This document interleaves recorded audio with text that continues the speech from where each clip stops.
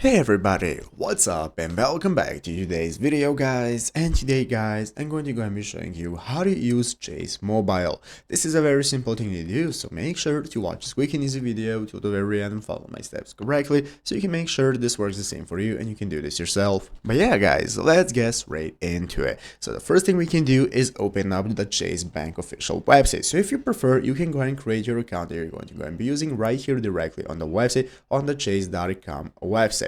If you want, you can also go and make your account in the mobile application, but if it looks easier right here, you can do so from the main website where you can get started with signing up for an account. As you can see, if you're not enrolled, you can sign up now and then you can log in. So once you've gotten your account that we're going to be using for banking, we can get started. You're going to go to the App Store on your mobile phone and search for Chase Mobile Bank and Invest. This is going to go ahead and be the application that you want to download. This is the official Chase Mobile application that you can download and get started using. So once you have downloaded, you're going to go and log in like I just showed you with the account that you have, and it's going to look like this. This is going to be your home page. Once you have logged in, your home page is going to look like this. You're going to go and be able to access your home page right here at the bottom of the screen, the pay section, planning, and so on. All that is going to be available right here, and you can get started checking everything you have, such as your available balance. You can get started making payments, transfers, checks, and so on. All that is going to be available from the application directly. So now you can get started exploring it. You can make your investments right here. You can do everything normally just like any other bank, and any other bank feature that you have, all of it is going to be available right here. So once you're logged in, you can get started sending your payments, managing your balance, and so on.